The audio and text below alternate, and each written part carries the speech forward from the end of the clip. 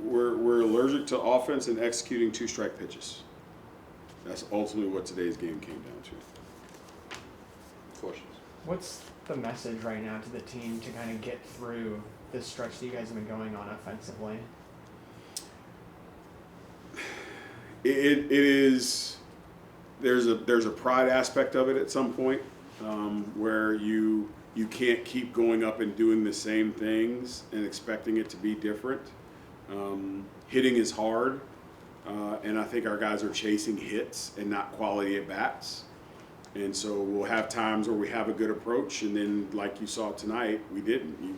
You saw the approach that we had at the beginning of the first inning yesterday, and kind of the first time through the order was pretty good, and then all of a sudden we went away from any type of approach. And tonight you kind of saw the same deal where we were just in between. He would throw us the breaking ball, and we were looking for the breaking ball, then the fastball would surprise us, and we would take some bad swings. And so it's just, again, figure out how you want to go about your business and having a plan when you go to the plate and then execute your plan. Kellen Brink has been on the mound for 3 of your guys' 5 shutouts this season. How tough is that for him?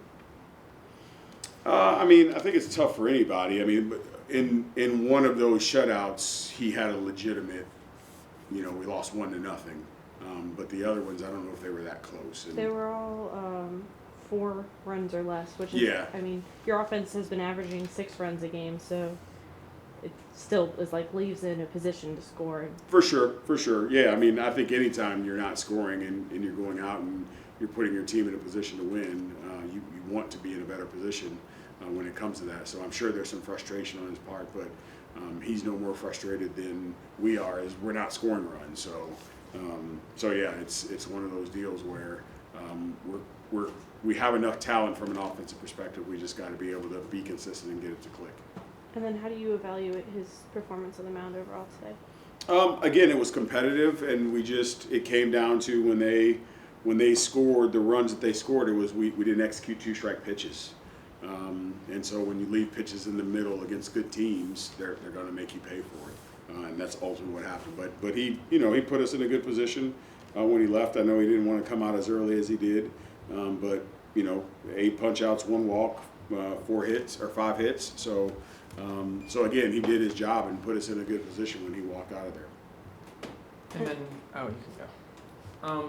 And then, I guess on the point of offense, I guess what are you kind of looking for tomorrow in terms of a rebound from this, and like what would be something, I guess even in as simple as the first inning, that you'd be looking for as signs of, I guess, improvement from tonight? Just going out and having a plan and being able to execute the plan that is in place. We do meetings and we talk about what the pitcher's arsenal is and how they're going to be pitched, and so our guys are armed with tons of information. But for whatever reason, there's times where we get in the box and we have a bunch of anxiety and we forget all those things that we've talked about. And so just kind of keeping them mindful of that and getting them to execute when it comes to the offensive strategy. Salas and Fricker gave you 3 1/3 innings of no earned runs, at least. How did you evaluate their performance tonight? Really good. I mean, obviously Salas has been kind of consistent for us. As a true freshman, it's pretty solid. And then Fricker started off slow, but now he's moving in the right direction. It's a really, really good arm. He's got really good stuff. So to see him to be able to go out there and give us a chance and put some zeros up is really good. And then on your guys' injury report for today's game, you guys had Pimentel as out. Do you foresee him starting tomorrow, or is he Do out? not. Okay. Yep. Thanks, Coach. Thank you. Thank you.